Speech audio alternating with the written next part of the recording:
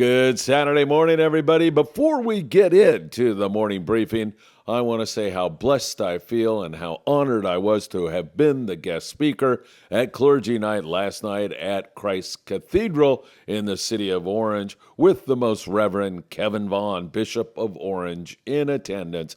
It was indeed a great honor for me as I reminisced about a priest who made a big difference in my life. All right, hey, we're going to get back to the regular format of the morning briefing here very, very soon. But right now, you're watching Bella Berrigan bounce her first barracuda on board the Sport Boat Californian out of Ventura Harbor sport fishing. She was out with her father Eddie and some dear friends with Captain Cody and Saul on deck, and they were doing their usual fine work. Great times on board the Californian. And also, a very happy birthday to Cash, Calico Chris's nephew, as you watch him catch a nice ray in the surf. Way to go, Cash, and I'm wishing you the happiest of birthdays ever. There's just nothing like getting kids out into sport fishing, and I salute you all for doing that. All right, we're going to get back to the regular format of the morning briefing here very, very soon, probably tomorrow. But for now, I'm just running some B-roll from a recent trip on board the Apollo while I tell you about what has been going on.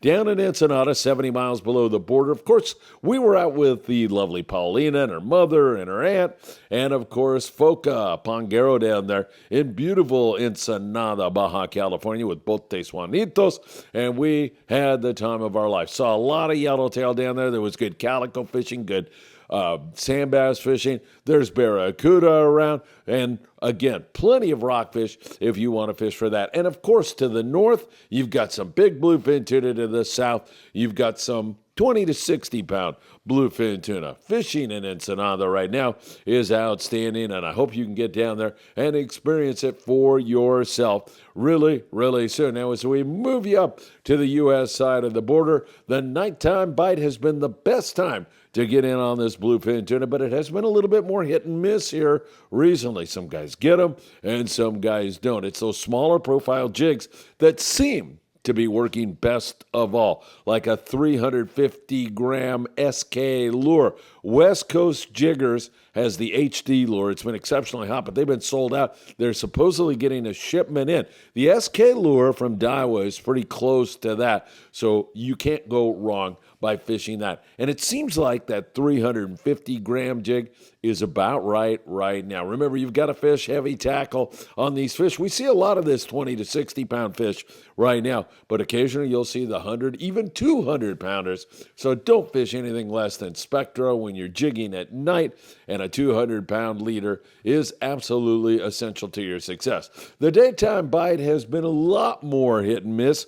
We've seen some activity on daytime fish, but just not enough to really say it's a real deal. Some guys pick off a few, especially as the sun is setting. You'll see some of the long-range boys who are fishing up in the same zone within 60, 70 miles of Point Loma. Those guys have had a pop or two on the daytime tuna, but overall, the daytime bite has been off. Most of the guys will fish rockfish or go look for kelp patty yellowtail, or even go to San Clemente Island and see if they can't get a yellowtail bite, because it's been quite brisk there for Forkies here recently. So that is your bluefin tuna update. Now, the full day boats, still on the theme of bluefin, that's a daytime bite. Remember, those guys leave in the morning and come back that same afternoon. San Diego yesterday, 25 guys, 108 bonita, 3 yellowtail. Liberty, 40 guys, 80 bonita, 3 yellowtail. A couple of Spanish jacks, a harbinger of albacore, which should be biting here in the next few weeks out of San Diego. I'm telling you, look out for it. It's coming. It's going to be a good one this year. So for right now, that bluefin tuna bite at night, a little bit more hit and miss. Still some excellent scores and still some guys who miss. And then once again, we continue to watch that daytime bite filled with mostly big bonita, but a few more yellowtail starting to show up in those counts also. Now we take a look at the islands. Coronado Islands has seen some really outstanding yellowtail action at times. Chuck Zimmer, the president of the Redondo Beach Rod and Gun Club was out on a recent trip, and he said the Coronado Island yellowtail bite was pretty darn good. San Clemente Island, also some really good fishing going on there. Fury with 18 yellowtail, the aggressor in double digits on the yellowtail. The Blackfish, a yacht out of Newport. 4 guys, and they were novice anglers. 11 yellowtail, and limits of calico bass. Nice fishing going on. The Apollo had yellows and some of the best calico bass fishing they've seen in a long, long time. So the island, Clemente specifically, is showing some great signs of life. At Catalina Island, we continue to see some yellows and some sea bass. No big numbers on it. A little bit of bass and barracuda.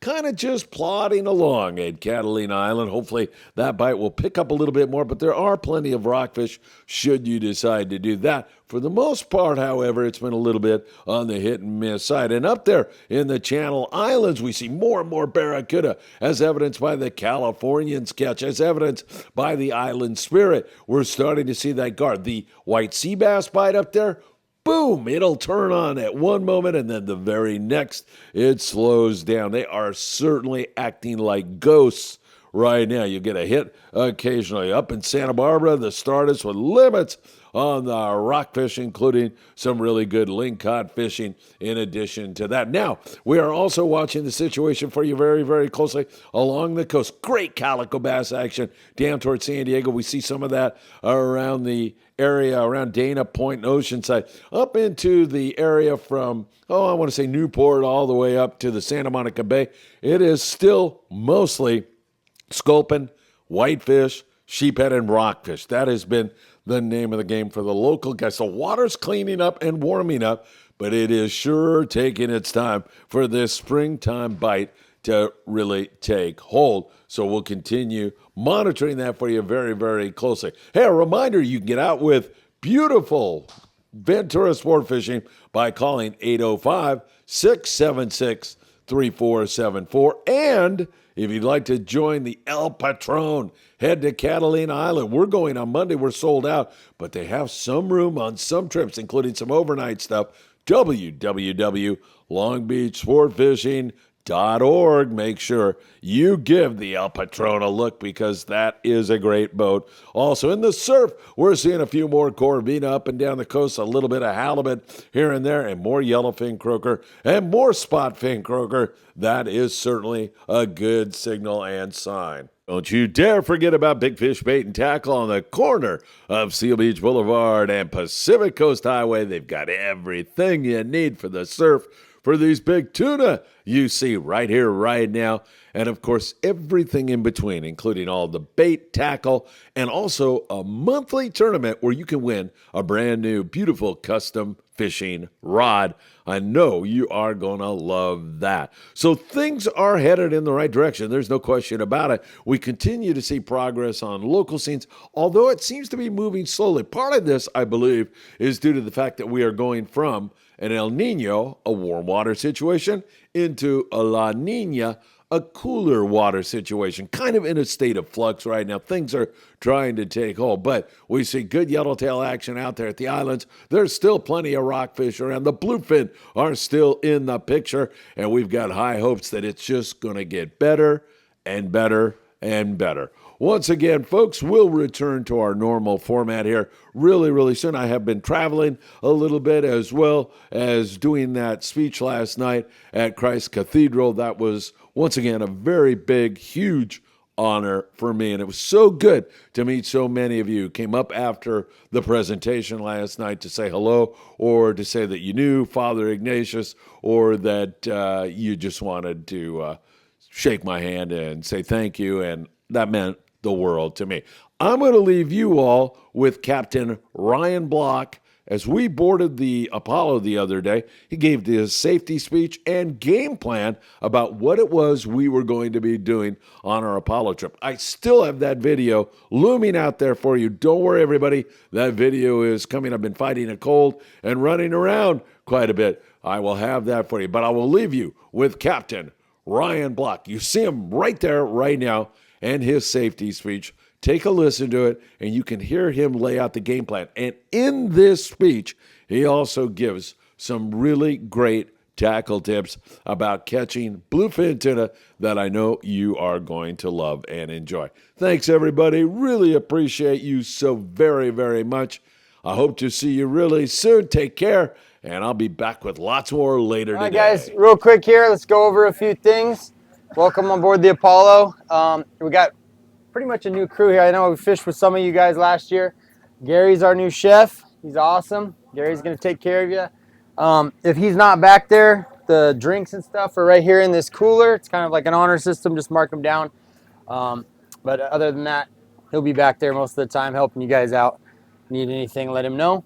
Our crew out there, we have Oscar as the night captain. We have Blair is the black deckhand, and then Shad is the other deckhand. Awesome guys. You guys are going to like them. They're really good. They've both worked on other boats and stuff in the past, so they're just new to us this season. And then my name's Ryan, if you guys haven't met me yet. We are going to be probably traveling all day today, guys. I know this was probably originally kind of like an island trip, hoping for sea bass and stuff at these islands, but it's not going on. It's not going on. We've caught a couple sea bass the whole year, a few yellowtail here and there. We caught some yellowtail at Cortez the last trip, and if the weather's nice on, one of these days, we might venture out there, depending. But we were just there on the last trip that Jeff ran, and we didn't see no sign of yellowtail. So that was kind of like a 1 or 2 day thing where there was a couple of yellows out there.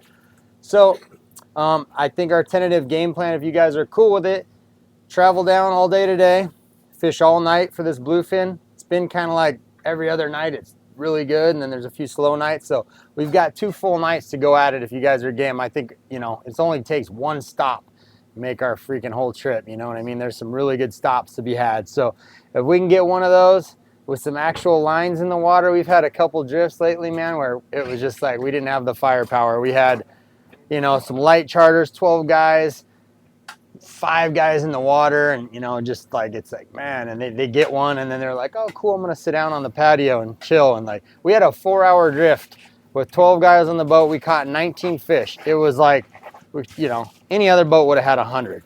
I made 10 drops and hooked 8. The guys didn't even want to fish. It was like, dude, they're really good fishermen too, but they just have caught them, and they were kind of like, so yeah, there's potential for stuff like that going on. So we're gonna cross our fingers, hope we get a good night stop. And that could make our whole trip. Tomorrow during the day, if you guys are cool with it, I would like to probably hit that 60-mile bank or something, because we'll be out there, load up on rockfish. It's pretty easy rock fishing. They just opened that this last year for the first time. It's been closed forever. So really good red fishing and grouper fishing out there. So we should be able to load up pretty easily in half a day maybe, and if that. And then we'll kind of go from there. There hasn't been much to catch in the daytime for this tuna. So we'll see. There was a couple boats that snuck in on the tuna pens down the beach by that 425 the last few days and caught some big ones. They're losing a lot of them, but they're hooking some. The Royal Star was the only boat that actually did like some numbers on them. I think they had 18 fish for 2 mornings on that stuff, and it was like almost all cows. So we might like to try and spend a morning there if it's still going on. Yeah. I know. I'm kind of excited about that. That's all sinker rig fishing. It was, yeah, 80-pound sinker rig stuff. So that's part of the game plan tentatively too.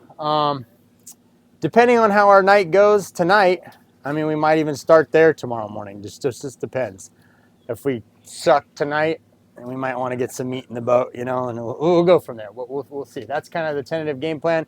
And then we got the whole next night to fish.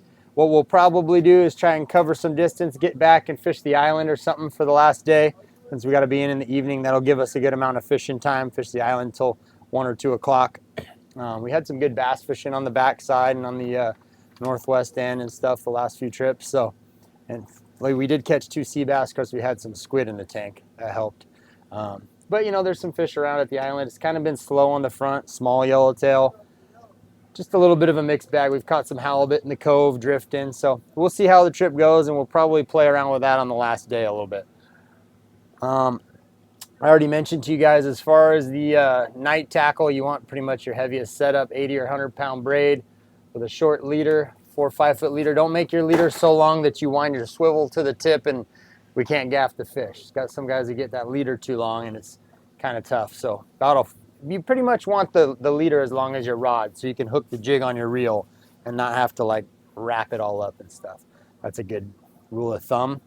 And then if you got another setup like a 40, 50 pound setup. I would rig that with a double dropper loop for tomorrow's, in case we do the rock cod fishing.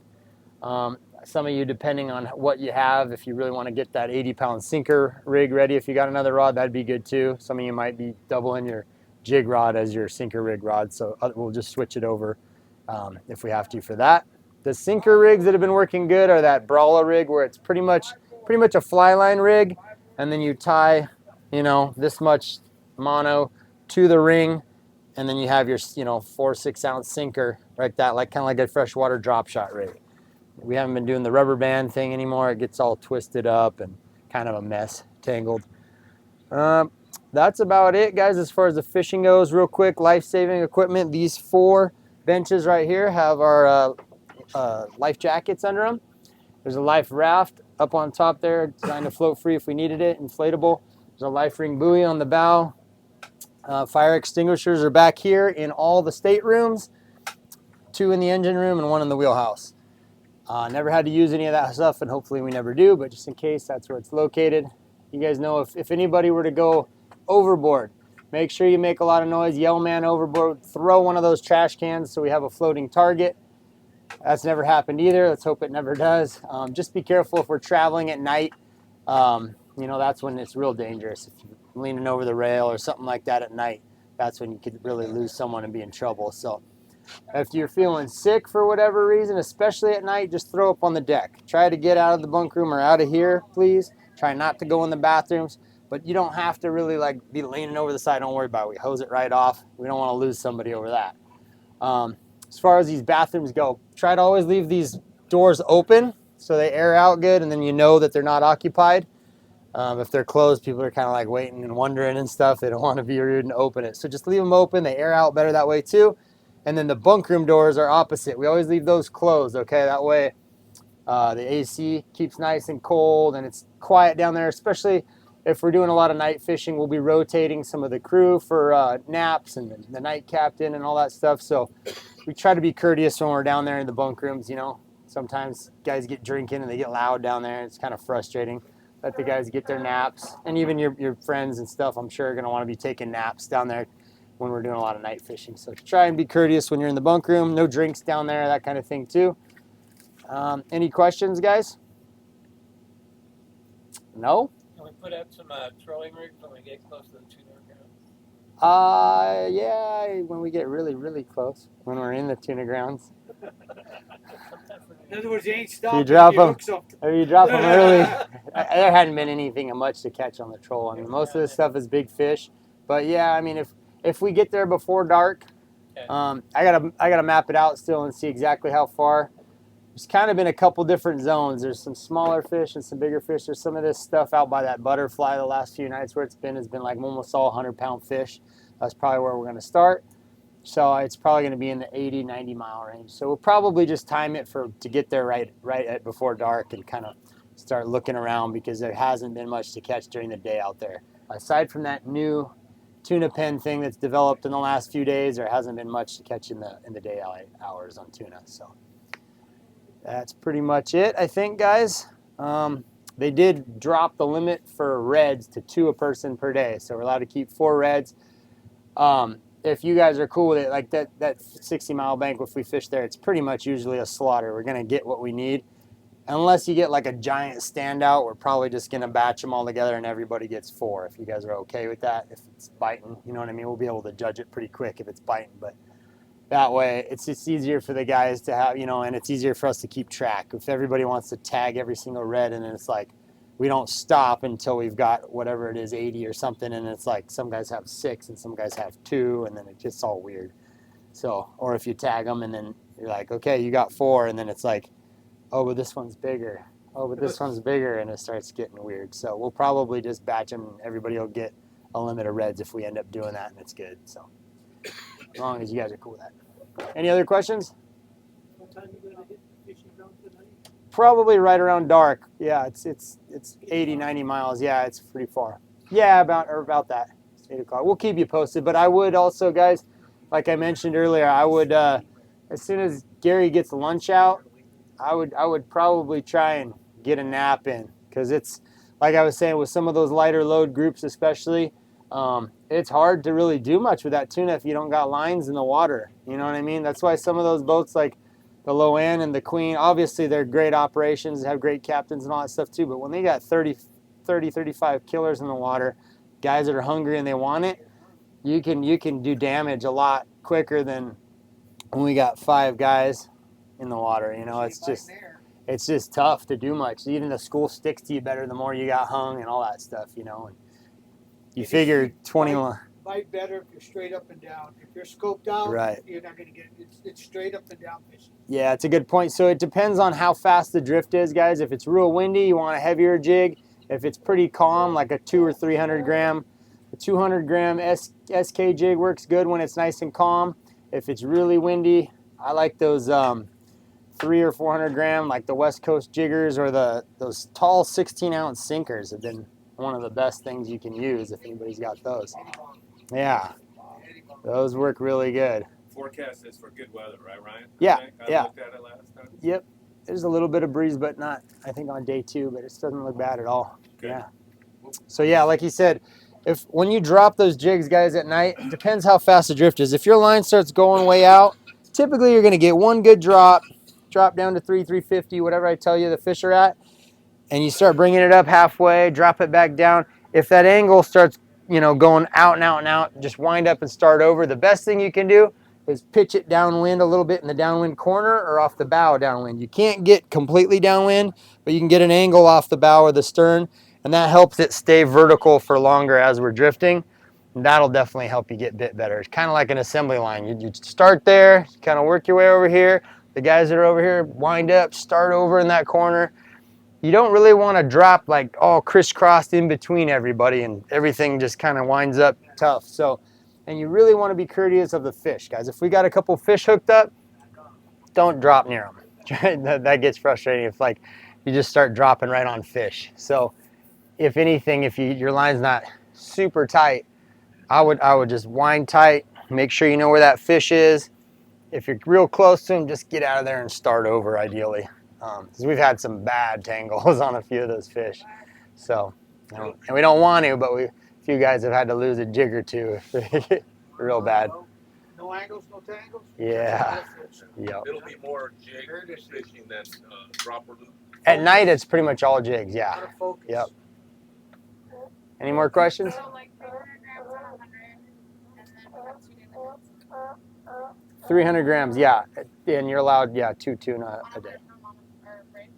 Yeah, 150. You could use 80 or 100 pound braid is probably perfect, and then like 150 pound leader, 200 pound leader, something like that.